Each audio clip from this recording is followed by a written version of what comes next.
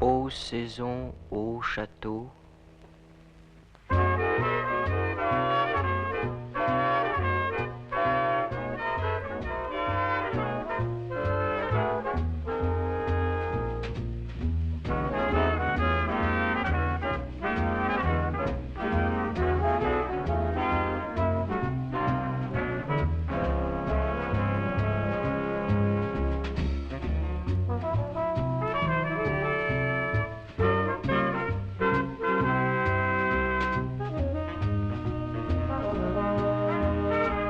Vers l'an 1000, Foulques le Noir, comte d'Anjou, était en guerre contre Thibaut le Tricheur, comte de Blois.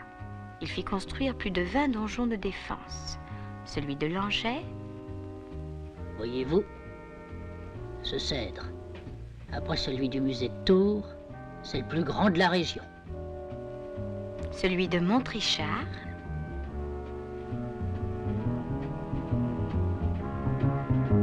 Celui de Loches, tous du même type, carré. Après les luttes féodales, c'est la guerre entre les couronnes de France et d'Angleterre. On construit des enceintes avec des tours à bec, comme à Loches, des tours rondes, comme à Chinon, comme à Montrésor.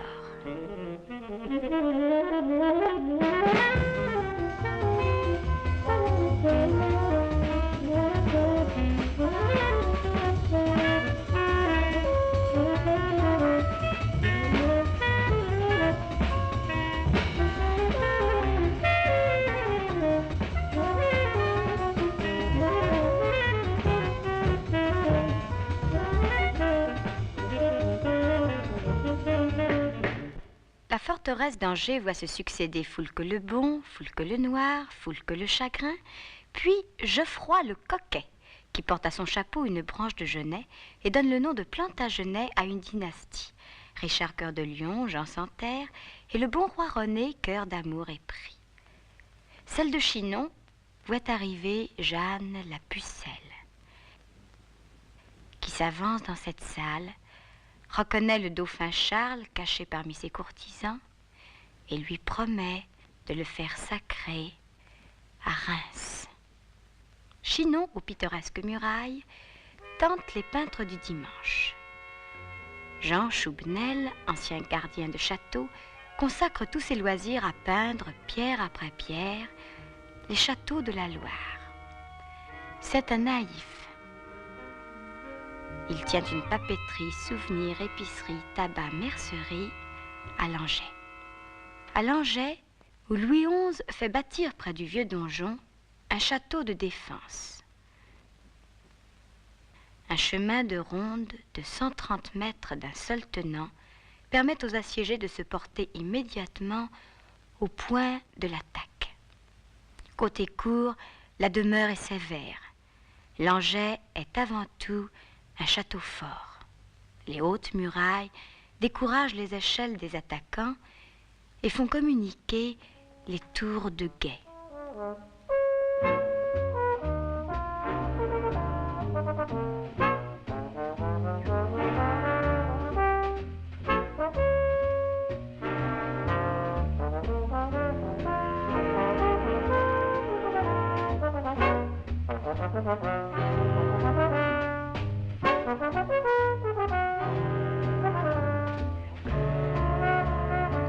Ces hautes murailles, Jean Bourré avait surveillé leur construction.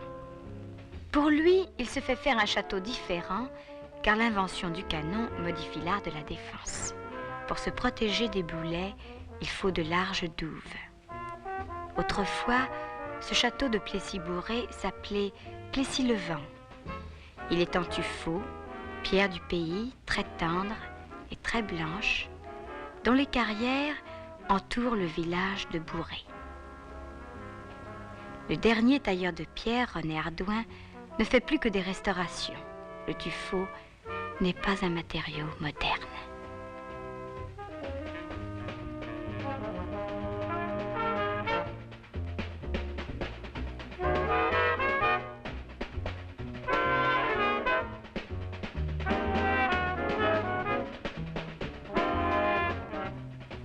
Les malheurs de la France ont pris fin. La paix est revenue au Val-de-Loire. Les forteresses cèdent la place à des demeures plus gracieuses.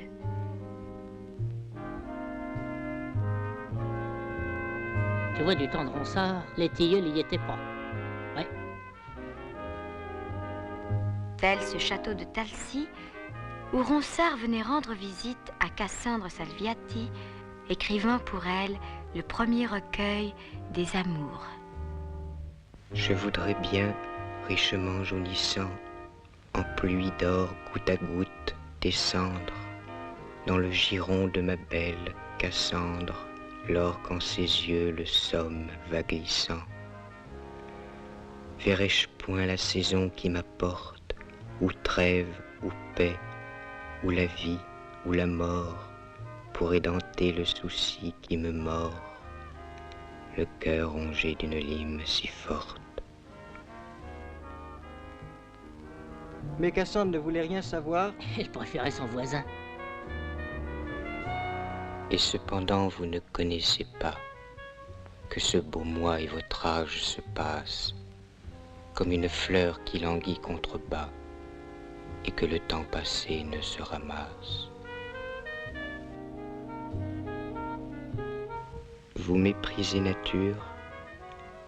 Êtes-vous si cruel de ne vouloir aimer?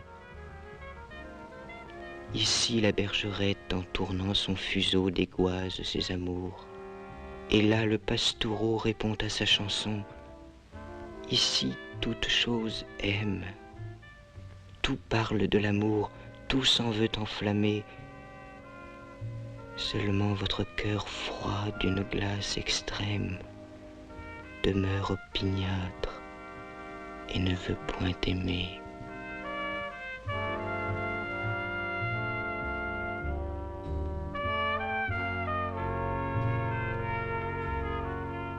Les Valois, conquis par les charmes de ce pays, ont décidé d'y installer leur cour. Le jeune Charles VIII veut se faire bâtir une demeure somptueuse. Il choisit Amboise, entre l'ambre et la framboise. De l'île Saint-Jean, appelée autrefois île d'Or, on voyait déjà sur la colline un château qui n'était à cette époque qu'une forteresse. Charles VIII veut faire triompher le gothique, la chapelle est vite achevée. Il presse ses ouvriers, on travaille la nuit à la chandelle, le logis du roi est fini. Mais le roi va faire la guerre en Italie. Séduit par les jardins et les palais de Naples, il en revient avec des artistes italiens à qui il laisse entière liberté. C'est le début d'un énorme mouvement artistique soutenu ensuite par Louis XII et par François Ier, la Renaissance. Charles VIII meurt, sa veuve Anne de Bretagne épouse par contrat le nouveau roi Louis XII, leur fille Claude de France grandit à Amboise et elle deviendra la reine Claude, marraine d'une prune et femme de François Ier. À Blois, on peut suivre l'évolution de l'architecture. Au début du XVe siècle, Louis d'Orléans hérita d'un château féodal. Son fils, Charles d'Orléans, Le monde est ennuyé de moi, et moi pareillement de lui. après 25 ans d'exil et de prison, revint à Blois, fit construire l'aile Charles d'Orléans et se consacra à la poésie. le concours de Blois fut célèbre. François Villon y participa. Je meurs de soif auprès de la fontaine, chaud comme feu et tremble dent à dent. Son fils Louis XII, Philelle Louis XII, où les éléments de décoration italienne sont encore traités et placés à la manière gothique. Son gendre François Ier, Philelle François Ier, où l'ornementation toute italienne tend à couvrir les murs selon le style flamboyant. Parmi les poètes de François Ier, pensionnaires au château, Clément Marot. Plus ne suis ce que j'ai été et ne le saurais jamais être. Mon beau printemps et mon été ont fait le saut par la fenêtre. Amour, tu as été mon maître. Je t'ai servi sur tous les dieux. Oh, si je pouvais 2 fois naître, comme je te servirais mieux. Et Gaston d'Orléans au XVIIe siècle, Philelle Gaston d'Orléans. Cette cour de Blois vit de nombreux événements historiques, parmi lesquels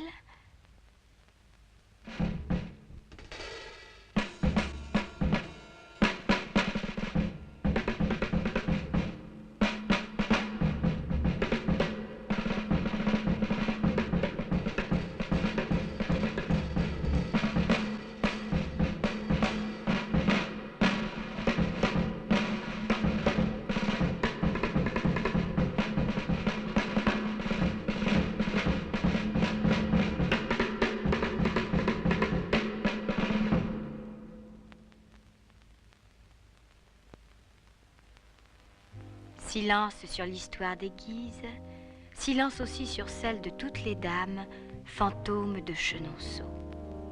Construite en pièces détachées, ce château de légende est une addition de caprices. Sur un vieux donjon, un clocheton. Sur les bases d'un moulin, une chapelle. Sur un pont, une galerie. Si Chenonceau est fait de fantaisie et de charme, Azay-le-Rideau est un exemple parfait du style Renaissance, quoique sans surprise.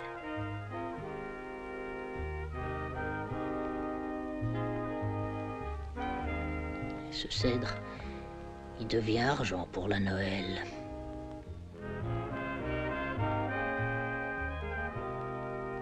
Les tours et les mâchicoulis sont décoratifs. La symétrie règne.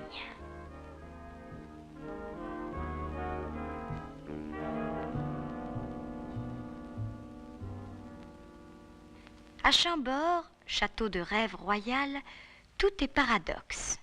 Ainsi, le choix du lieu, marécageux, oblige à des fondations ruineuses. C'est un rendez-vous de chasse et on le construit immense.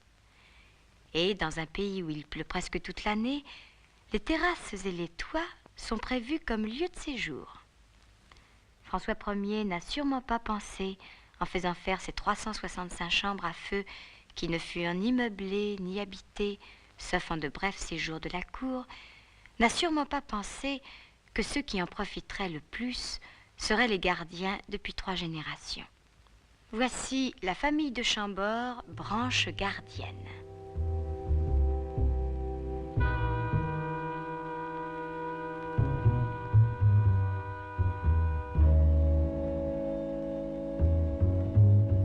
Tiens, elles sont encore venues se poser là.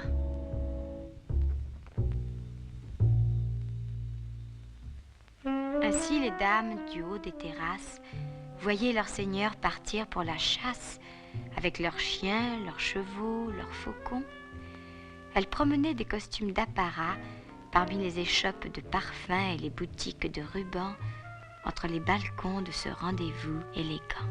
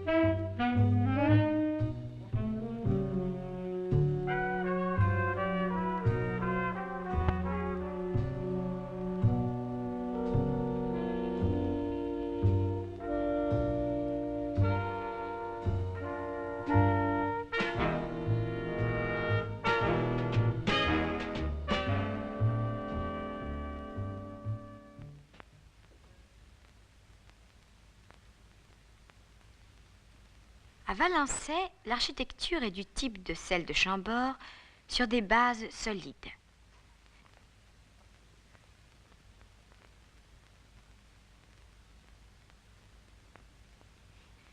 Le spectacle n'est pas sur les toits, mais tout de même dans l'air.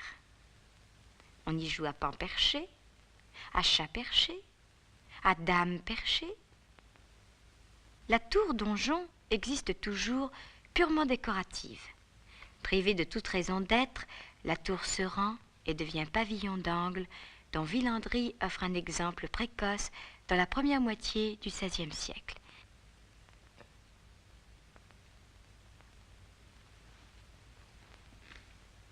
Mais les douves médiévales se maintiennent. Villandry est un jardin modèle à la française.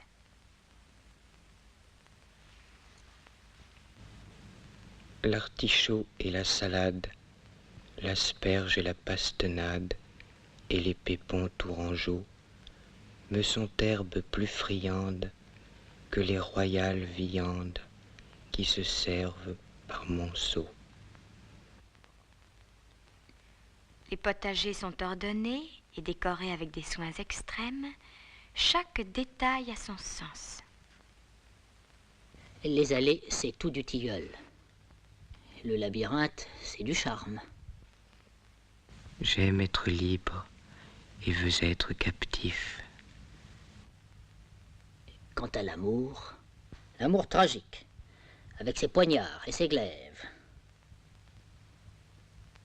L'amour volage, éventail, billets doux, ailes de papillon. L'amour tendre, des cœurs et des flammes. Et l'amour en folie, c'est un autre labyrinthe. Quant au château de Chanteloup, fantôme des marais, il n'en reste rien qu'une pagode.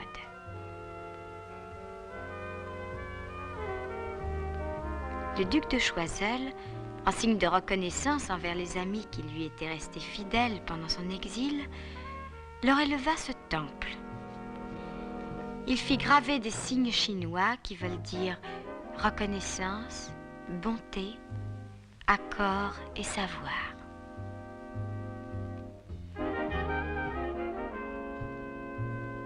Parce que son père était armateur à Nantes et que sa jeunesse avait connu l'appel de l'aventure, Monsieur Siffé, général d'Empire romantique et fortuné, acheta un terrain au bord de la Loire pour y faire construire des ruines. Et il s'y ruina. Il s'y promenait parmi les escaliers menant à rien et les salles inachevées ouvertes sur l'eau.